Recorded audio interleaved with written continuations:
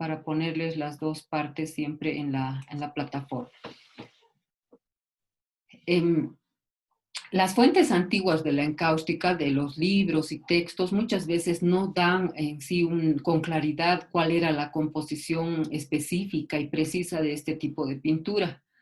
Actualmente hay teorías que van sugiriendo dos tipos de encáustica, como les estábamos hablando, ¿no? Una que es de aplicación caliente, donde vas calentando tu material y aplicándolo así caliente, que consiste básicamente en cera de abejas pura mezclada con esta resina, la resina Damar, y una encáustica que se aplica en frío. Y esta que se aplica en frío es la que se denomina normalmente cera púnica. Y está constituida también por cera de abejas, pero que está emulsionada. Emulsionada quiere decir que has batido con algo, ¿no? Has mezclado, has batido fuertemente con otra sustancia, en este caso puede ser un álcali además, diferente a la resina. El álcali es totalmente diferente a la resina. Y este álcali puede además ser mezclado con algún otro tipo de aglutinante. Sin embargo, todas estas teorías muchas veces no han podido ser bien confirmadas y la composición de la encáustica antigua continúa siendo objeto de debate hasta la actualidad. El único que ha investigado a cabalidad es este José Cuny, este artista que les decía, quien ha hecho prácticamente el redescubrimiento de la encáustica al agua. Y muchas veces el no haber encontrado exactamente ese origen, ¿no?, de toda la composición química de estos pigmentos es que muchas veces no se puede determinar si las obras antiguas encontradas fueron pintadas en frío o en caliente, ¿no? Hay esa duda también. Para su elaboración, recordemos, ya les había dicho que encáustico significa grabar en fuego. La técnica consiste básicamente en mezclar esta cera con los pigmentos de colores añadidos en una solución obtenida mezclando muchas veces, según la técnica antigua, inclusive con cenizas de madera, con agua, a las que se les añade resina o cola. Entonces, esto colocado sobre un soporte o superficie a pintar con espátulas. Estas espátulas eran las que se calentaban en unos braseros. Y estos braseros, ya habíamos visto en las imágenes, se llamaban cauterium. Allí calentaban las espátulas, en este caso, para recoger el material y aplicar. Pero esto pensamos que es también una hipótesis, una teoría que 100% no está confirmada, ¿no?, sino es una suposición que se hace de acuerdo a los materiales que se han encontrado también en estos lugares, como esos recipientes de color que hemos visto. El dibujo se hacía normalmente grabándolo con una espátula caliente también, o sea, como que raspaban para dibujar sobre una capa de cera ya. Y luego estos mismos huecos que dejaba este grabado de dibujo se iban rellenando con la pintura ya preparada. Y por lo general se usaban superficies de madera, lo que hemos visto en las tumbas, todos esos retratos son maderas, en algunos casos marfil, ¿no? Pero también lo utilizaban sobre tela y otros diversos materiales. En la actualidad, los artistas que van trabajando con esta técnica utilizan cera de abejas, sí, resina Damar también.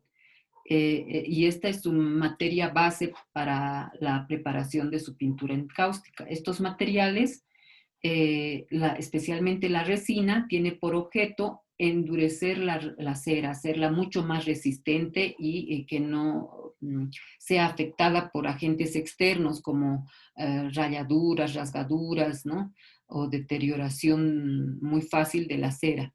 Por eso el Damar básicamente le va a proporcionar en el acabado más resistencia.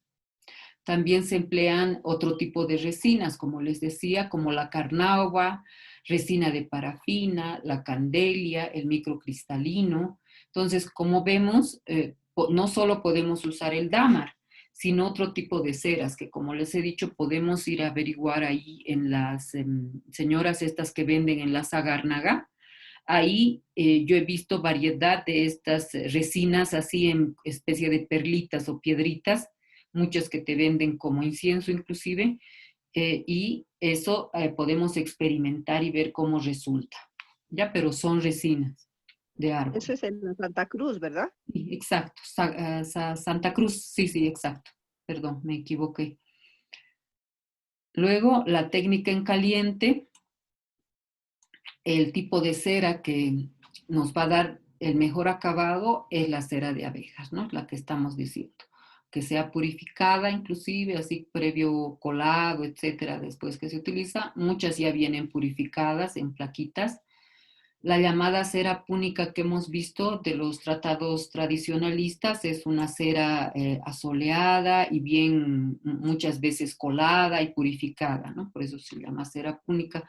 Esta técnica es la única que verdaderamente se puede denominar además como pintura encáustica, ¿no? La cera, perdón, la encáustica al caliente, la técnica al caliente es la que con mayor razón, digamos, responde al nombre de encáustica, que es grabar en fuego, porque necesita además más destreza, más maestría, y hay que trabajar en forma constante, en todas las fases de trabajo, fundiendo los colores con calor, y solo se puede emplear espátulas térmicas, además, calientes. Lo que veíamos, esas diferentes puntas, ¿no? Son una especie de espátulas en algunos casos, que se están calentando constantemente porque son eléctricas, como la plancha.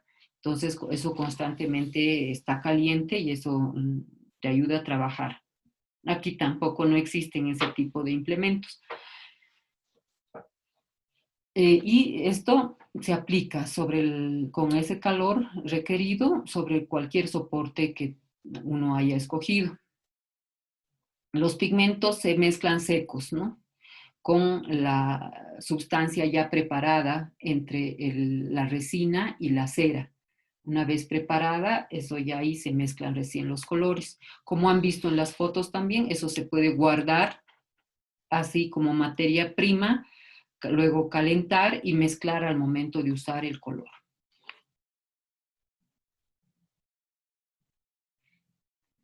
Después, en lo que es la técnica al caliente, se da el último quemado o encausto, se dice, por toda la superficie para fundir y unificar la pintura de forma permanente. Pero no se modifica, esto es lo maravilloso que les decía, el calor no te altera, en esta técnica el calor no te altera los colores. Solamente lo que reacciona es la cera, que es combustible, pero no te quema los colores, no te altera estos grados de temperatura que utilizas para trabajar.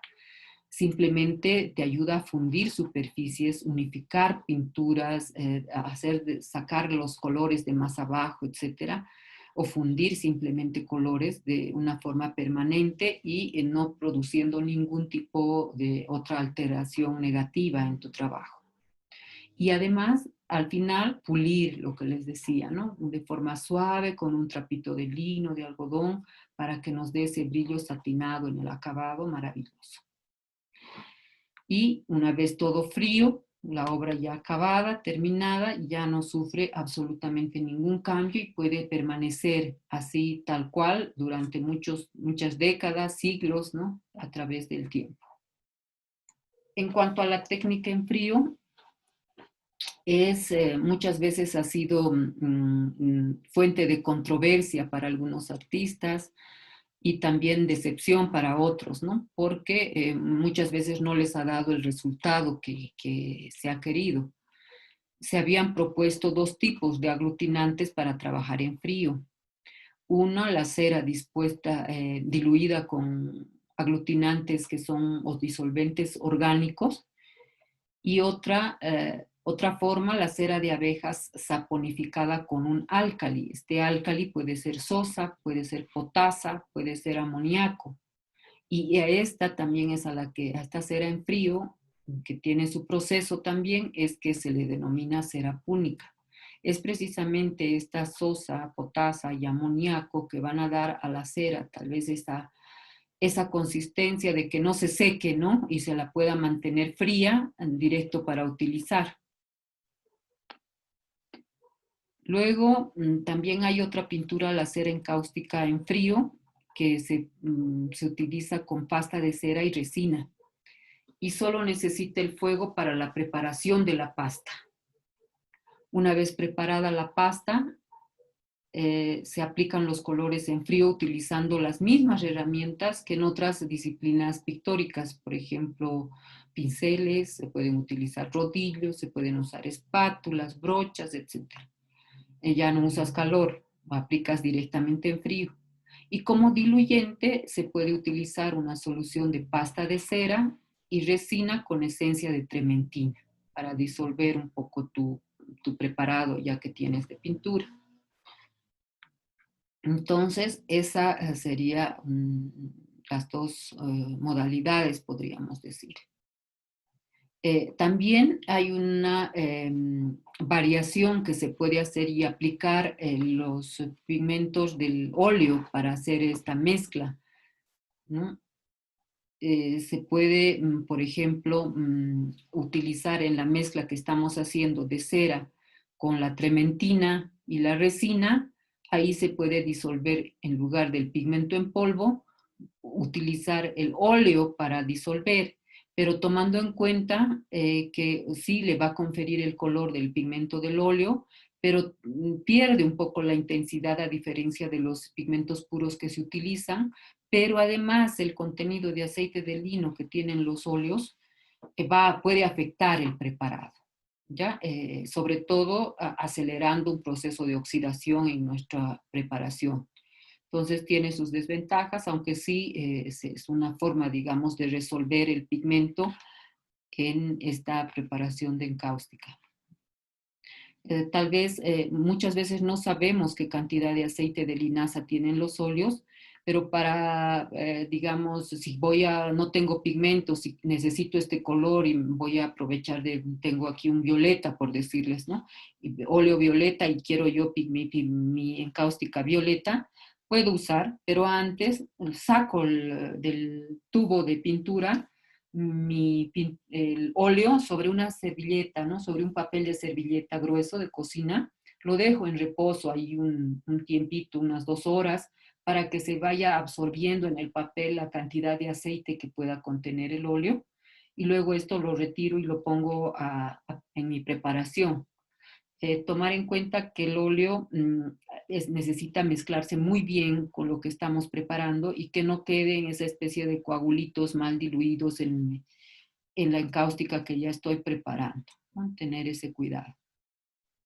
Lo mismo con los pigmentos en polvo, siempre verificar que estén bien molidos, ya les había dicho igual para los pasteles, si no puedo con un morterito moler un poco más mis pinturas, mis pigmentos en polvo.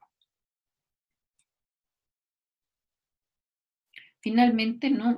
Una vez preparado la materia prima, la cera con la trementina en este caso y la resina, yo puedo vertir esta mezcla de cera en moldes. Inclusive lo que ya está en colores, yo puedo vertir en moldecitos, ¿no? Y dejarlos secar ya así de colores en forma de pastillas, ¿no? Para usarlas en cualquier momento, nada más fundirlas en una plancha caliente, etcétera, para poder luego utilizarlas caliente o ponerlas al baño María en el momento que necesite utilizar en caliente.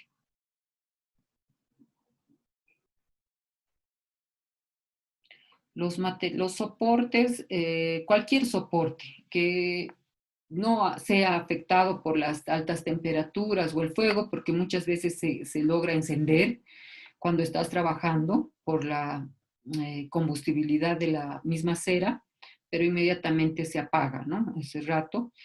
Pero cualquier soporte, en este caso el papel no funciona para eso, pero si otros soportes como la tabla especialmente o los lienzos, recuerden que la cera a la vez protege, ¿no? A la vez que se va a encender, pero también va a proteger de alguna agresión al soporte. En este caso, ver siempre qué es el mejor soporte para la técnica en caliente. Luego los pigmentos de color, ya hemos dicho en polvo. Hay otras pastillas de color industriales, ¿no? Que ya vienen, como hemos visto en las fotos también. Y después todo lo que ya hemos visto en cuanto a los materiales que les he mostrado en la fotografía, habíamos adelantado. Respecto a una conclusión de esta técnica, las bondades, ¿no? Ver siempre las bondades de esta técnica bonita, hermosa, llena de color y de mucha permanencia en el tiempo. Sus bondades están demostradas históricamente, ¿no? Y científicamente también. Hay muchas ventajas frente a otras técnicas, porque principalmente que resisten el paso del tiempo, se conservan intactas todas sus propiedades, no sufren alteraciones. Un ejemplo, por ejemplo, ya hemos dicho, son estos retratos, ¿no? Del Fayum de Egipto, pero que son de origen romano. Y el único inconveniente tal vez podría decirse que es que las herramientas, ¿no? Y los útiles que se necesitan para trabajar no se encuentran, al menos en nuestro país, sí en otros países, y en muchos casos pueden llegar a costar, ser elevado el costo, ¿no? Eso, y lo otro que es el hecho de utilizar fuego, hay que estar siempre bien protegidos, ¿no? Tener mucho cuidado, etcétera, para manipular con todas las precauciones necesarias. Pero la belleza de sus resultados hace que sea una técnica muy atractiva. Ya, eso voy a proyectarles algún videíto más por aquí, creo que nos da el tiempo.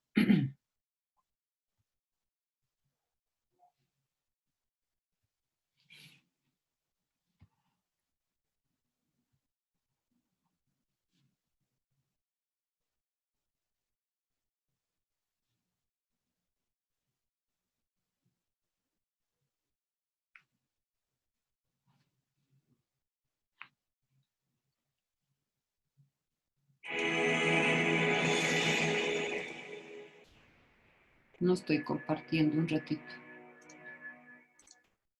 Eso es. Quiero que el siguiente videíto les sirva más bien de motivación para el trabajo que van a realizar. Esperen un ratito, ¿no? Después este se ha perdido. Aquí está mi enlace. Aquí.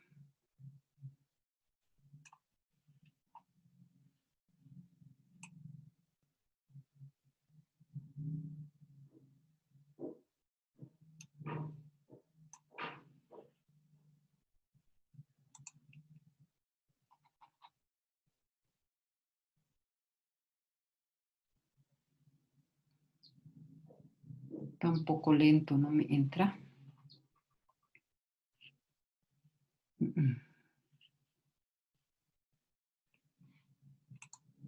Mira este otro.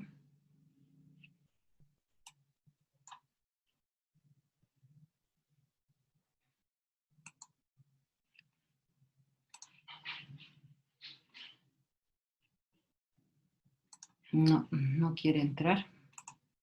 A ver, a ver, a ver.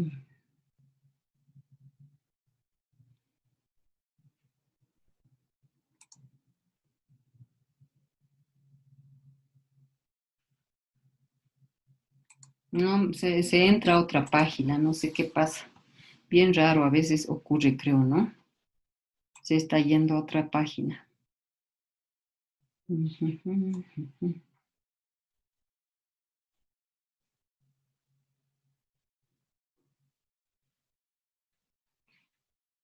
Ya sé dónde está. Mejor aquí les voy a mostrar.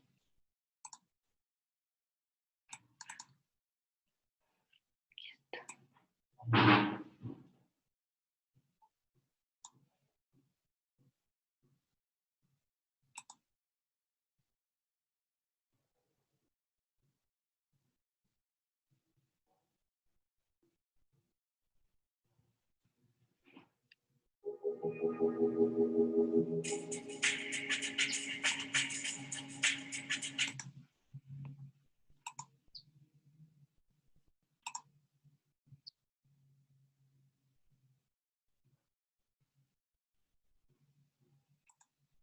Está. Roma, finales del siglo XV. Los artistas italianos del Renacimiento buscan recuperar el esplendor del arte y de la ciencia alcanzados en la antigüedad griega y romana.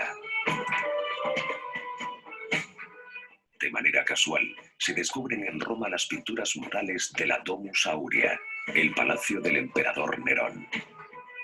Artistas como Rafael o Miguel Ángel quedan deslumbrados por la calidad de la materia y el procedimiento pictórico con el que están realizados. Es el comienzo de una larga y frustrante búsqueda de la composición de aquella materia por parte de pintores y científicos. Madrid, año 1962.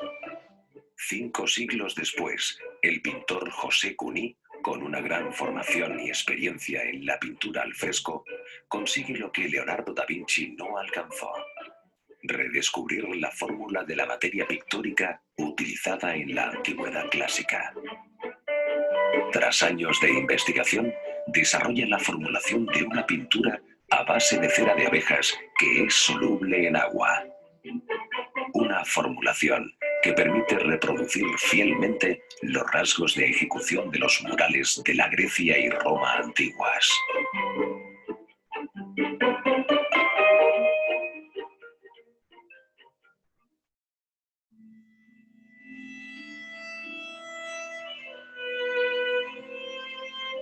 El redescubrimiento de la encáustica al agua.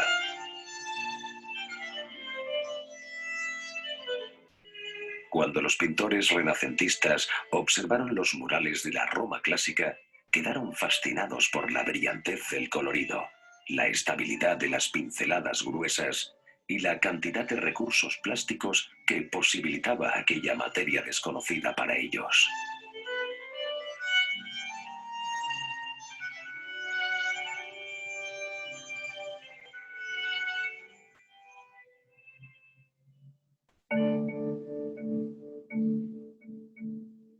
Impulsados por la posibilidad de utilizar aquel procedimiento pictórico, los pintores buscaron información en textos antiguos, especialmente en el escrito por Plinio el Viejo en el siglo I después de Cristo.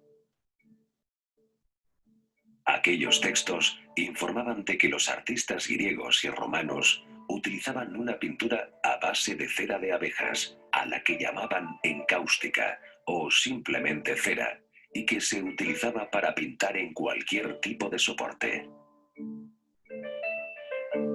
Sin embargo, los escritos antiguos no indicaban cuál era la composición exacta de aquella pintura a la cera.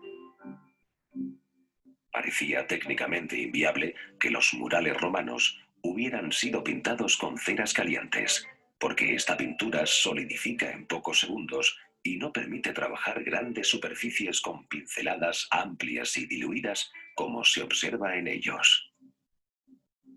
Sin embargo, a pesar de diversos intentos, los artistas del Renacimiento no fueron capaces de formular una pintura a la cera que pudiera aplicarse en frío. Ni siquiera Leonardo da Vinci, que intentó reconstruir el procedimiento romano para utilizarlo en el mural de la batalla de Anghiari, su encargo más importante. Pero la fórmula de encáustica que desarrolló no funcionó, y Leonardo fue incapaz de completar la obra.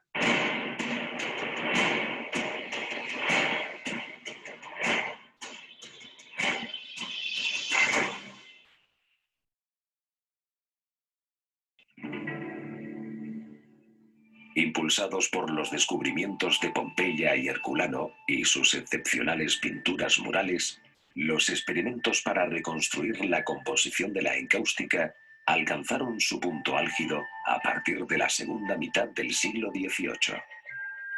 Las investigaciones sobre la encáustica en frío produjeron formulaciones decepcionantes que asentaron la teoría de que la encáustica antigua tenía que ser una pintura en caliente y que los murales romanos no habrían sido pintados a la encáustica, sino al fresco.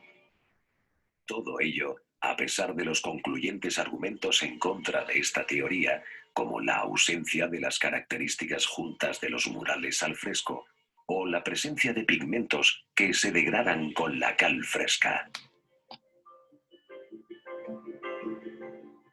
A mediados del siglo XX, comenzó a gestarse en Madrid la solución al enigma no resuelto durante siglos acerca de la encáustica antigua. José Cuní, entonces alumno de la Escuela de Bellas Artes, empezó a interesarse por el procedimiento de la encáustica a través de su maestro Ramón Stolz, catedrático de procedimientos pictóricos. Bien, les estoy cortando porque se nos va a cortar en un momento. De todos modos, es bien interesante este pequeño documental que les estoy poniendo su enlace para la plataforma, ya para que lo completen de ver, así con mucho interés. Y sobre este artista pueden buscar mucho más información en internet porque él es el que ha pulido esta técnica de la encáustica al agua. Ya, entonces toda la tarea explicada les dejo en la plataforma. Gracias por su atención y antes que se nos corte, yo me despido hasta la siguiente clase, ya para el martes de la siguiente